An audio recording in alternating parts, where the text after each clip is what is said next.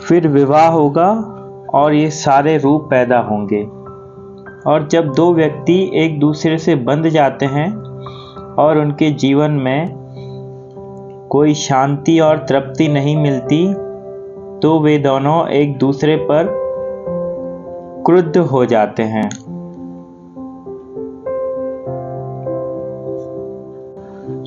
कि तेरे कारण मुझे शांति नहीं मिल पा रही है, और वह कहता है तेरे कारण मुझे शांति नहीं मिल पा रही है। वे एक दूसरे को सताना शुरू करते हैं, परेशान करना शुरू करते हैं, हैरान करना शुरू करते हैं, और इसी हैरानी, इसी परेशानी, इसी कलह, इसी एंजाइटी के बीच बच्चों का जन्म होता है। ये बच्चे पैदाइश से ही परवर्टेड हो जाते हैं, विकृत हो जाते हैं। मेरी समझ में, मेरी दृष्टि में, जिस दिन जब मनुष्य जाति आदमी के पूरे विज्ञान पर, आदमी की तो पूरी साइंस भी खड़ी नहीं हो सकी है कि आदमी कैसे स्वस्थ और शांत हो। भजन कीर्तन के विज्ञान नहीं है। जिस दिन आदमी पूरी तरह आदमी के विज्ञान को विकसित करेगा, तो शायद आपको पता लगे कि दुनिया में बुद्ध, कृष्ण और क्राइस्ट जैसे लोग शायद इसीलिए पैदा हो सके कि उनके माँ बाप ने जिस क्षण में संभोग किया था, उनके माँ बाप अपूर्व प्रेम से संतुष्ट हुए थे। वह प्रेम के क्षण में कंसेप्शन हुआ था। यह किसी दिन, जिस दिन जन्म विज्ञान पूरा विकसित होगा, उस दिन शायद यह हमको पता चलेगा कि जो दुनिया में थोड़े से अद्भुत लोग हुए हैं, शांत, आनंदित, प्रभु को उपलब्ध ही लोग हैं, जिनका पहला अणु प्रेम की दीक्षा से उत्पन्न हुआ था, जिनका पहला जीवन अणु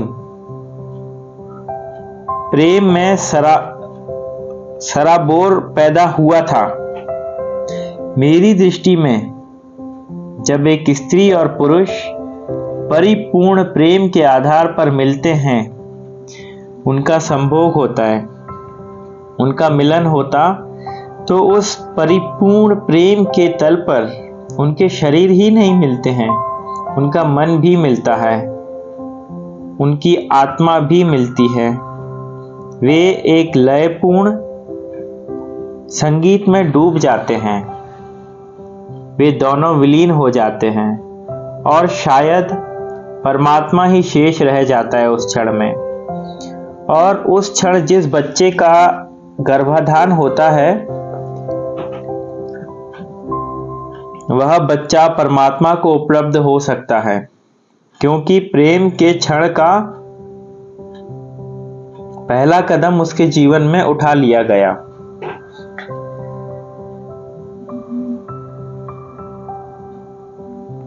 लेकिन जो माँ बाप, जो पति और पत्नी आपस में द्वेष से भरे हैं, घृणा से भरे हैं, क्रोध से भरे हैं, कलह से भरे हैं, वे भी मिलते हैं, लेकिन उनके शरीर ही मिलते हैं, उनकी आत्मा और प्राण नहीं मिलते। और उनके शरीर के ऊपरी मिलन से जो बच्चे पैदा होते हैं, वे अगर शरीरवादी पैदा होते हैं, सेक्सुअल पैदा होते हों, बीमार और रुग्ण पैदा होते हों, उनके जीवन में अगर कोई आत्मा की प्यास पैदा ना होती हो, तो दोष मत देना उन बच्चों पर। बहुत दिया जा चुका है दोष, देना उन माँ बाप पर जिनकी छवि लेकर वे जन्मते हैं और जिनके सब अपरिचित और जिनकी सब बीमारियां लेकर जन्मते हैं और जिनका सब क्रोध और घृणा लेकर जन्मते हैं। जन्म के साथ ही उनका मन विकृत हो जाता है, परेशानी शुरू हो जाती है। फिर इनको पिलाओ गीता, इनको समझाओ कुरान, इनसे कहो कि प्रार्थना करो, सब झूठ हो जाती है। क्योंकि प्रेम का बीज ही शुरू नहीं हो सका तो प्रार्थना कैसे शुरू हो सकती है। जब एक स्त्री और पुरुष परिपूर्ण प्रेम और आनंद में मिलते हैं तो वह मिलन एक स्पिरिचुअल एक्ट हो जाता है, एक आध्यात्मिक कृत्य हो जाता है।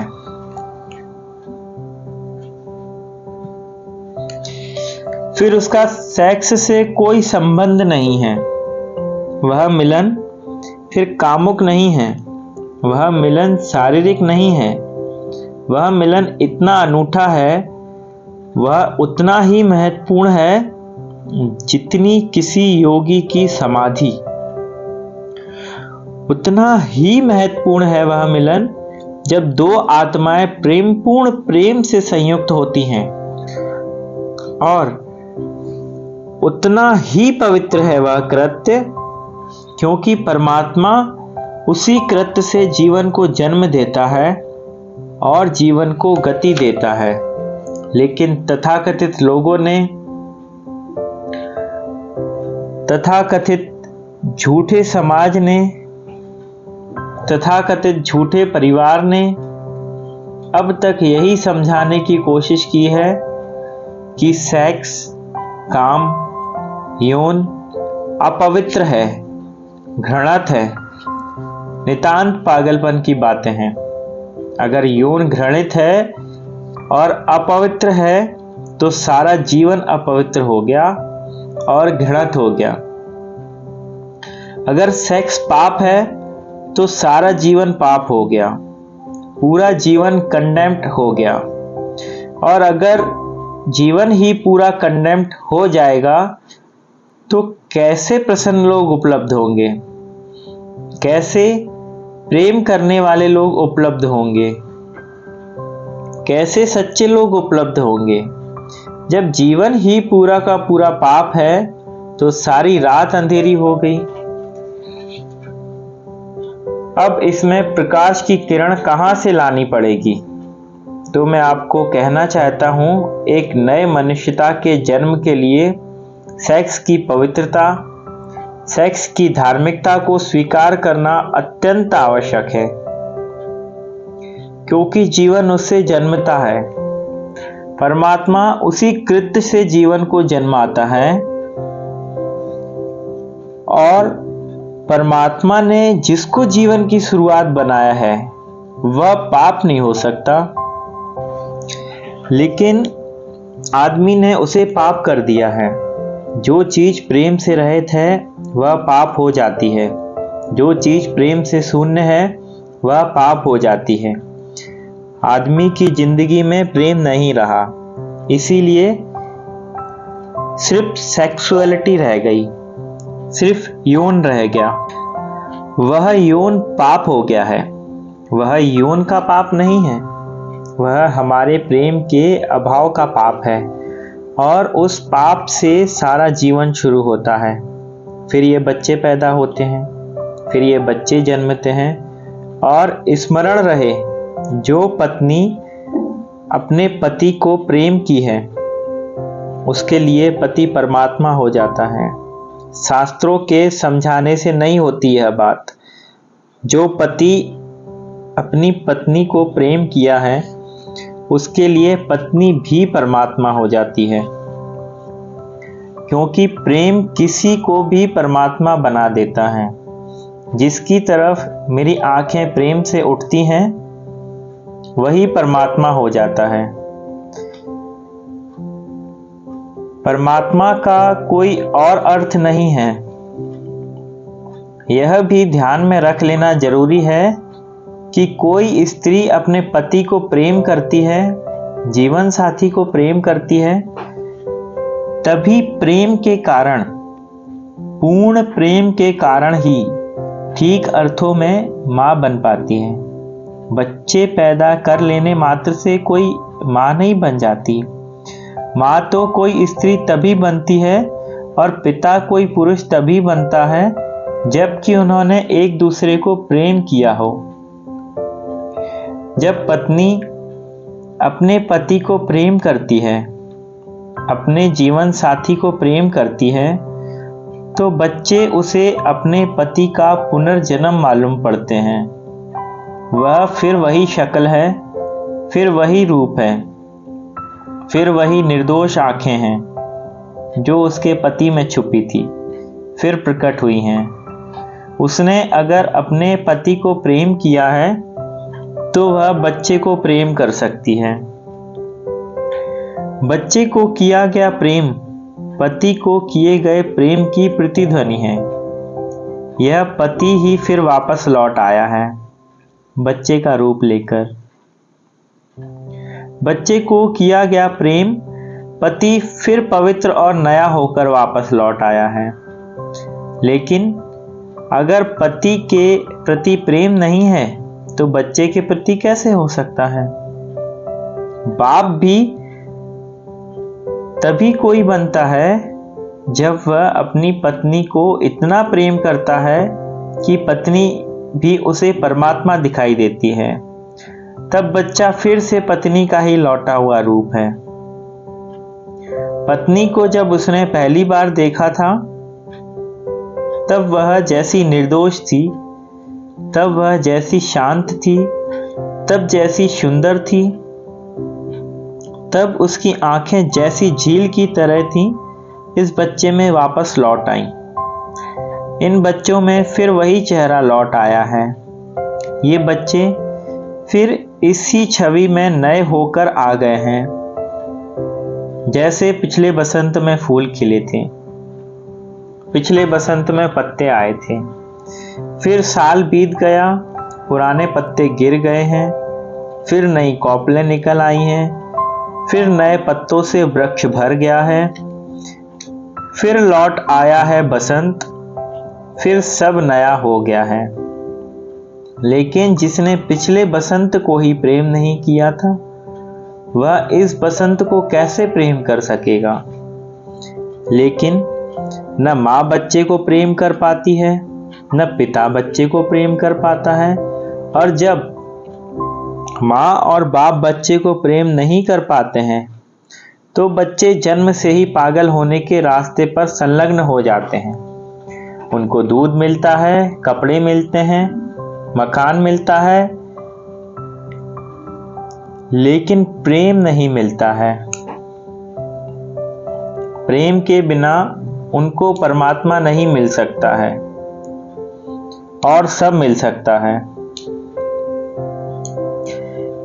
जैसे मैंने आपसे कहा कि अगर किसी दिन जन्म विज्ञान विकसित होगा तो हम शायद पता लगा पाए कि कृष्ण का जन्म किस स्थिति में हुआ।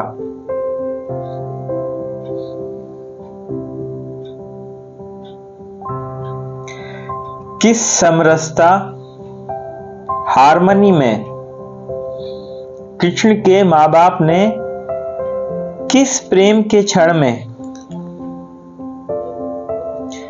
गर्भ स्थापन, कंसेप्शन किया इस बच्चे का, किस प्रेम के क्षण में यह बच्चा अवतरित हुआ, तो शायद हमें दूसरी तरफ यह भी पता चल जाए कि हिटलर किस अप्रेम के क्षण में पैदा हुआ, मुसोलिनी किस क्षण पैदा हुआ होगा, तैमूर लंग, चंगेज खां किस अवसर पर पैदा हुए थे। हो सकता है यह पता चले कि चंगेज खां संघर्ष, घृणा और क्रोध से भरे माँ बाप से पैदा हुआ हो। जिंदगी भर फिर वह क्रोध से भरा हुआ है। वह जो क्रोध का मौलिक वेग, ओरिजिनल मोमेंटम है, वह उसको जिंदगी भर दौड़ाए चला जा रहा है। चंगेज खां जिस गांव में गया लाखों लोगों को कटवा देता था। तैमूर जिस राजधानी में जाता 10-10 हजार बच्चों की गर्दनें कटवा देता, भाले में छिदवा देता। जुलूस निकालता तो 10,000 बच्चों की गर्दनें लटकी हुई हैं भालों के ऊपर। पीछे तैमूर जा रहा है। लोग पूछते हैं, यह तुम क्या कर रहे हो? तो वह कहता है कि ताकि लोग याद रखें कि तैमूर लंग इस नगरी में आया था। इस पागल को याद रखने की कोई और बात समझ में नहीं पड़ती थी। हिटलर ने जर्मनी में 60 लाख यहूदियों की हत्या की। 500 यहूदी रोज मारता रहा। स्टालिन ने रूस में 60 लाख लोगों की हत्या की। जरूर इनके जन्म के साथ कोई गड़बड़ हो गई। जरूर ये जन्म के साथ पागल पैदा हुए। उन्माद इनके जन्म के साथ इनके खून में आया और फिर वे इसको फैलाते चले गए।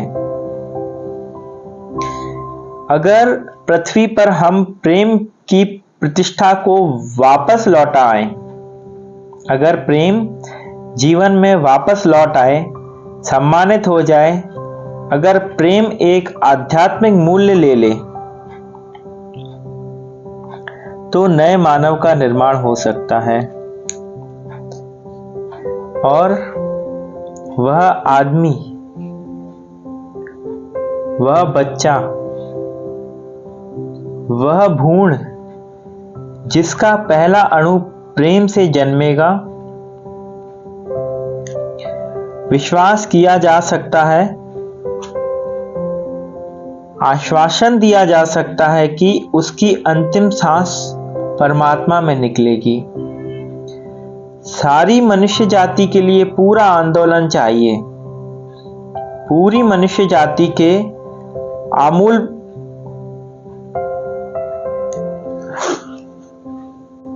पूरी मनुष्य जाति को आमूल परिवर्तन की जरूरत है। पूरा परिवार बदलने की जरूरत है। बहुत कुरूप है हमारा परिवार। वह बहुत सुंदर हो सकता है, लेकिन केवल प्रेम के केंद्र पर ही पूरे समाज को बदलने की जरूरत है। और तब एक धार्मिक मनुष्यता पैदा हो सकती है।